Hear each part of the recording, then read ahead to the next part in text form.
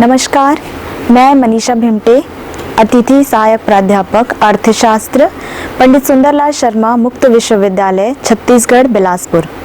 आज हम अध्ययन करेंगे सहसंबंध अर्थात कोरिलेशन के बारे में और इसे हम अलग अलग विधियों से हल करने का प्रयत्न करेंगे। सहसंबंध के अंतर्गत हम देखते हैं कि दो समंक मालाओं और विभिन्न तथ्यों में साथ साथ परिवर्तन होता है।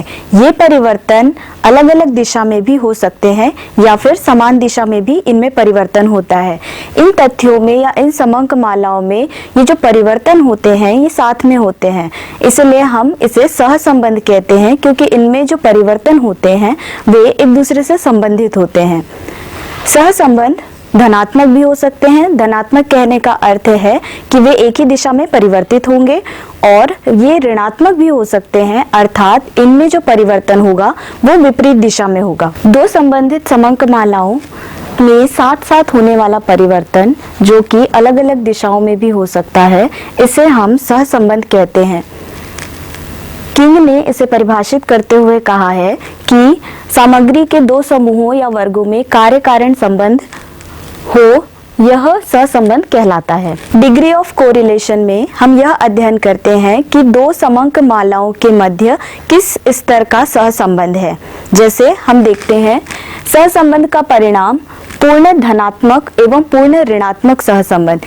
यदि दो समंक मालाओं में बहुत ही अधिक सहसंबंध पाया जाता है, अर्थात उच्च स्तर का सहसंबंध पाया जाता है, तो वहां पर पूर्ण धनात्मक में आपका जो आंसर आएगा वो +1 आएगा, और पूर्णतः ऋणात्मक सहसंबंध में यहाँ पर हमारा आंसर -1 आएगा। यदि दो समंक मालाओं में उच्च स्तर का सहसंबंध है तो उसमें जो निम्न सीमा होगी वो होगी 0.75, और जो उच्च सीमा होगी वो 1 से कम होगी।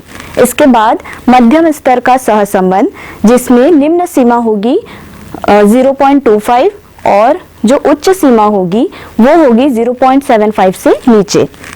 और इसके अलावा निम्न स्तर का सहसंबंध, जिसमें निम्न सीमा होगी 0 से अधिक और उच्च सीमा होगी 0.25 से कम। इसके अलावा यदि दो समंक मालाओं में कोई सहसंबंध नहीं है तो हमारा जो कोरिलेशन का आंसर आएगा वो 0 होगा। तो अब हम अध्ययन करते हैं कार्ल पियर्सन की सहसंबंध गुणांक निकालने की प्रत्यक्ष विधि का। हमारे पास दो श्रेणियां दी हुई है, x श्रेणी एवं y श्रेणी।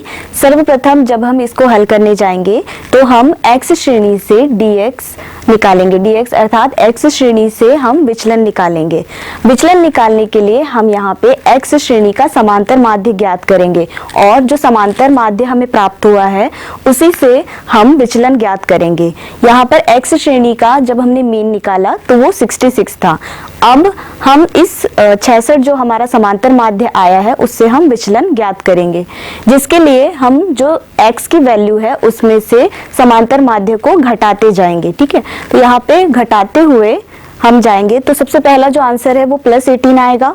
ठीक है, उसके बाद जो नेक्स्ट हमारा आंसर है वो ऋणात्मक में आएगा, क्योंकि हमने यहाँ पे छोटी वाली संख्या से बड़ी संख्या को घटाया है, तो -15।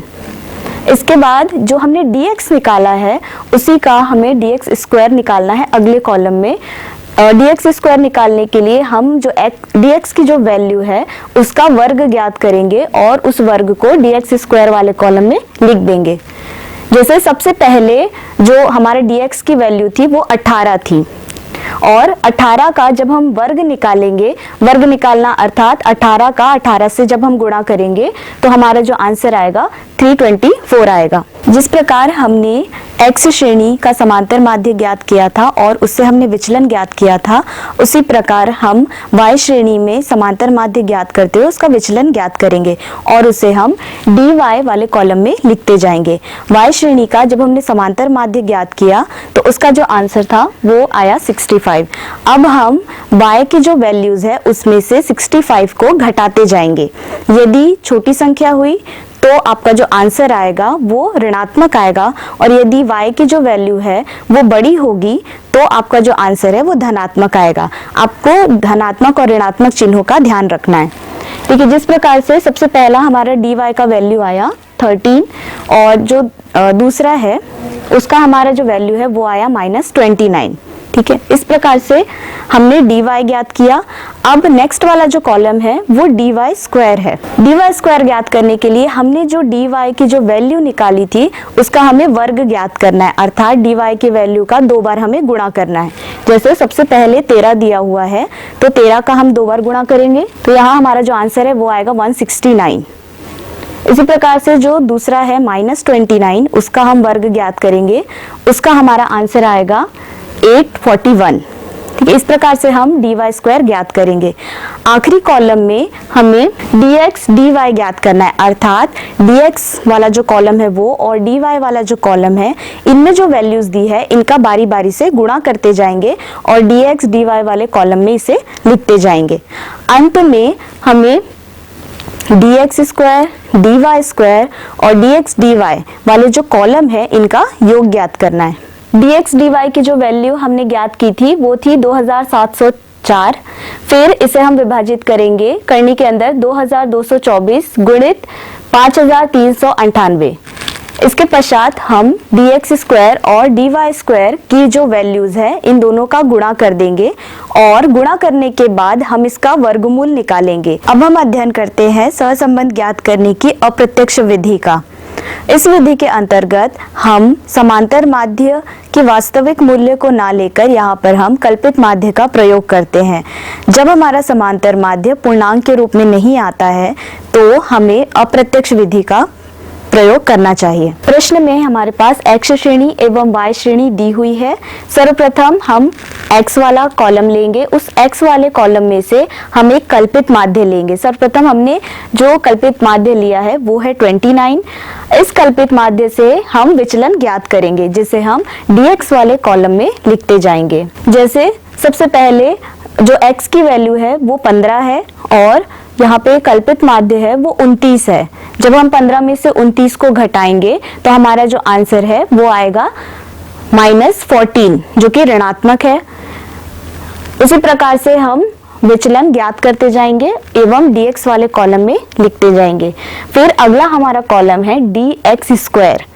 dx में जो वैल्यू दी हुई है उससे हम 2 बार गुणा करेंगे, उसका वर्ग ज्ञात करेंगे और dx स्क्वायर वाले कॉलम में लिखते जाएंगे। इसके बाद है y श्रेणी। y श्रेणी में भी हम एक कल्पित माध्य ज्ञात करेंगे। जैसे कल्पित माध्य हमने इसमें लिया है 119।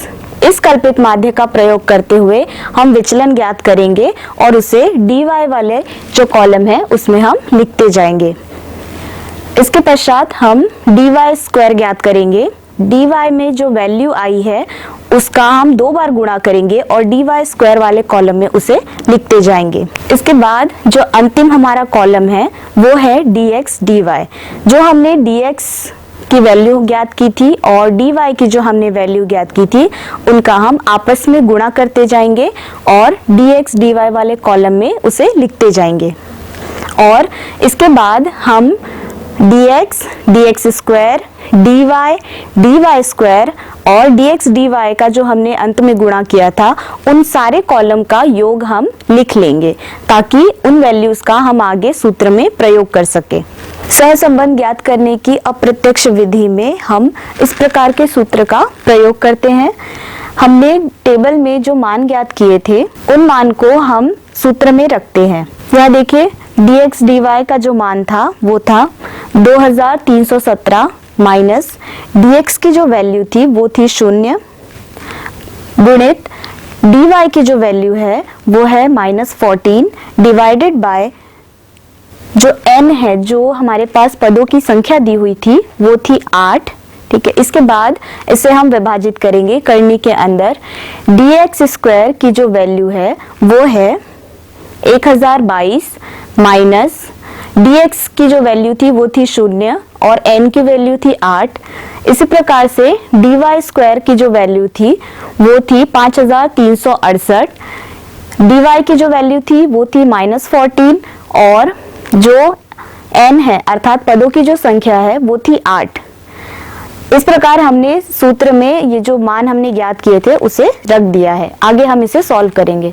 सूत्र में मान रखने के बाद सर्वप्रथम हम dx का जो वर्ग है वो ज्ञात करते हैं और dy का वर्ग ज्ञात करते हैं, उसे हम n से विभाजित करने के बाद जो हमें वैल्यू प्राप्त होती है उसे हम घटाते हैं। इस प्रकार हमें जो मान प्राप्त हुआ है वो है 2317 भागित करनी के अंदर 1022 गुणित 5343.5। इस प्रकार से r बराबर 2317 भागित 2336.89, इसका जब हमने वर्गमूल ज्ञात किया तो हमें प्राप्त हुआ। अब हम इसे विभाजित करते हैं तो हमारा जो r है, जो हमारा सहसंबंध है, उसका मान आएगा प्लस 0.99। इससे पहले हमने डिग्री ऑफ कोरिलेशन देखा था, जिसमें हमने देखा कि यदि जो मान है सहसंबंध का वो 0.75 से ऊपर आता है तो वहां पर उच्च स्तर का धनात्मक सहसंबंध है। तो यहाँ हम कह सकते हैं कि दी गई श्रेणी में उच्च स्तर का धनात्मक सहसंबंध है। अब हम अध्ययन करते हैं स्पीयरमैन के कोटि अंतर सहसंबंध का। इस विधि का प्रयोग हम उन स्थानों पर करते हैं जहां पर हम अलग अलग तथ्यों को अंकों में प्रदर्शित ना करके हम उन्हें अलग अलग रैंक दे देते हैं। प्रश्न में हमारे पास x एवं y श्रेणी दी हुई है। सर्वप्रथम हम x श्रेणी को कॉलम में लिख लेते हैं। इसके बाद लिखा हुआ है रैंक x, अर्थात x श्रेणी में जो वैल्यूज दी हुई है उसे हम अलग अलग रैंक देंगे। x श्रेणी में सर्वप्रथम हम ये देखते हैं कि कौन सी संख्या है जो बड़ी है। जो बड़ी संख्या होती है उसे हम पहला नंबर देते हैं, फिर उसके बाद उससे छोटी संख्याओं को अगला नंबर देते जाते हैं। जैसे सबसे पहले देखिए, सबसे बड़ी जो संख्या है x श्रेणी में वो है 90, इसे हमने पहला रैंक दिया। इसके बाद उससे छोटी जो संख्या है वो है 85, उसे हमने दूसरा नंबर दिया। और इसी प्रकार से जो 73 है वो उसे हमने तीसरा नंबर दिया। ठीक है, इस प्रकार से हम इन अलग अलग पदों को अलग अलग रैंक देते जाते हैं। जिस प्रकार से हमने x श्रेणी को रैंक दिया था उसी प्रकार से हम y श्रेणी को भी अलग अलग रैंक देंगे। देखिए, सबसे पहले जो y श्रेणी है उसमें जो सबसे बड़ी संख्या है वो है 93, उसे हमने पहला नंबर दिया। और जो उससे छोटी है वो है 80, उसे हमने दूसरा नंबर दिया। इसी प्रकार से हम सभी संख्याओं को अलग अलग रैंक देते हैं। इसके बाद लिखा हुआ है रैंक डिफरेंस। रैंक डिफरेंस में जो हमने x का रैंक निकाला था और जो y का हमने रैंक निकाला था उन्हें हम घटाते जाएंगे। तो देखिए, सबसे पहले x का जो रैंक था वो 2 था और y का जो रैंक है वो 1 था। 2 में से 1 हमने घटाया तो वहां हमारा आंसर 1 आया। इसी प्रकार से हम x और y के रैंक को घटाते जाएंगे। इसको ज्ञात करने के बाद जो ये डिफरेंस है इसका हम वर्ग ज्ञात करेंगे और उसे हम अगले कॉलम में लिखेंगे। अगला हमारा कॉलम है डी स्क्वायर, अर्थात जो हमने अभी डिफरेंस निकाला था x और y रैंक में उसका हम वर्ग ज्ञात करेंगे। और वर्ग ज्ञात करने के बाद जो डी स्क्वायर वाला कॉलम है उसका हम योग ज्ञात कर लेंगे। डी स्क्वायर का जो वैल्यू है वो है 4। कोटि अंतर सहसंबंध ज्ञात करने के लिए हमने जो डिफरेंस निकाला था उसका हमने वर्ग ज्ञात किया डी स्क्वायर, उसका हम इस सूत्र में प्रयोग करते हैं। सूत्र है 1 minus 6 sum of d square divided by n into n square minus 1। यहाँ पर डी स्क्वायर की जो वैल्यू थी वो थी 4 और जो n है, n अर्थात पदों की जो संख्या है वो है 5। इसका मान हम सूत्र में रखते हैं और आगे इसे हल करते हैं। इसे हल करने के पश्चात हमें जो आंसर प्राप्त होगा वो होगा r बराबर 1 माइनस 0.2। जब हम इसे घटाते हैं तो r की जो वैल्यू है वो आएगी प्लस 0.8। अब हम अध्ययन करते हैं सहसंबंध ज्ञात करने की संगाम्य विचलन की विधि का। इस विधि का प्रयोग हम तब करते हैं जब हमें केवल यह ज्ञात करना होता है कि दो समंक मालाओं के बीच में धनात्मक सहसंबंध है या फिर ऋणात्मक सहसंबंध है। इसमें सबसे पहले हम x की वैल्यू को लिख लेते हैं एवं x की वैल्यू लिखने के बाद हम यहाँ पे विचलन ज्ञात करते हैं, लेकिन यहाँ पे हम चिन्हों का प्रयोग करते हैं। सर्वप्रथम देखिए 65 लिखा हुआ है, उसके ऊपर कोई भी संख्या नहीं दी हुई है। यहाँ पे dx का जो कॉलम है इसे हमने ब्लैंक छोड़ दिया है। अब देखिए 65 के बाद जो वैल्यू है वो है 40, यानी कि 65 से छोटी संख्या है तो यहाँ पे हम यहाँ लगाएंगे माइनस। ठीक है, इसके बाद 40 के बाद दिया हुआ है 35, तो क्योंकि यहाँ पे भी संख्या घटी है इसलिए हम माइनस लगाएंगे। इसके बाद 35 के बाद लिखा हुआ है 75, अर्थात संख्या जो है वो बढ़ गई है, तो यहाँ पे हम धनात्मक चिन्ह का प्रयोग करते हैं। आपको ध्यान रखना है कि जब आप चिन्हों का प्रयोग करते हैं तो वो कैसे करना है। यदि संख्या घट रही है तो आपको माइनस लिखना है, और यदि संख्या बढ़ रही है तो आपको वहां पे धनात्मक चिन्ह का प्रयोग करना है। इसी प्रकार से y श्रेणी में भी हम विचलन ज्ञात करते हैं और उसमें भी हम अलग अलग चिन्ह को लिख लेते हैं। जैसे सबसे पहले लिखा हुआ है 60, सामने में जो कॉलम है वो ब्लैंक है क्योंकि उसके ऊपर कोई संख्या नहीं दी हुई है। इसके बाद 60 के बाद दिया हुआ है 55, अर्थात संख्या जो है वो घट गई है, इसलिए हम वहां पे ऋणात्मक चिन्ह का प्रयोग करेंगे। यदि संख्या बढ़ेगी तो वहां पे हम प्लस लगाएंगे। आखिर में हम dx dy ज्ञात करेंगे, जिसमें हम इन अलग अलग चिन्हों का गुणा करेंगे। आपको पता है कि माइनस माइनस का जब हम गुणा करते हैं तो वो प्लस हो जाता है, उसी प्रकार से प्लस प्लस का भी हम जब गुणा करते हैं तो वो प्लस होता है। इसके अलावा यदि एक प्लस है और एक माइनस है तो हमारा आंसर माइनस में आएगा। देखिए, जैसे सबसे पहले dx में माइनस का चिन्ह बना हुआ है और dy में भी माइनस का चिन्ह बना हुआ है, तो माइनस माइनस यहाँ पर प्लस हो जाएगा। dx dy वाला जो कॉलम है उसमें हम ये देखते हैं कि हमारे पास कितने धनात्मक चिन्ह हैं। जितने भी धनात्मक चिन्ह होते हैं उसका हम योग ज्ञात कर लेते हैं। c बराबर 8, इसका हम आगे सूत्र में प्रयोग करेंगे। r बराबर करने के अंदर 2c minus n divided by n। c का जो वैल्यू है वो है 8, इसे हम सूत्र में मान रख लेते हैं। देखिए, करने के अंदर 2 गुणित 8 माइनस 10, 10 जो है वो हमारे पदों की संख्या है जो प्रश्न में दी हुई थी।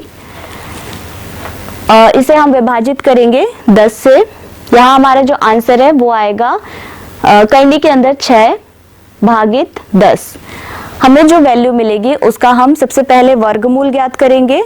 तो यहाँ पे हमारा जो आंसर है वो आएगा r बराबर प्लस 0.77, अर्थात जो 2 श्रेणियां दी हुई है उनके मध्य में उच्च स्तर का धनात्मक सहसंबंध है। तो इस प्रकार हमने अध्ययन किया कार्ले पियर्सन के सहसंबंध गुणांक निकालने की विधि, इसके अलावा स्पीयरमैन का कोटि अंतर सहसंबंध एवं संगाम्य विचलन गुणांक का। धन्यवाद।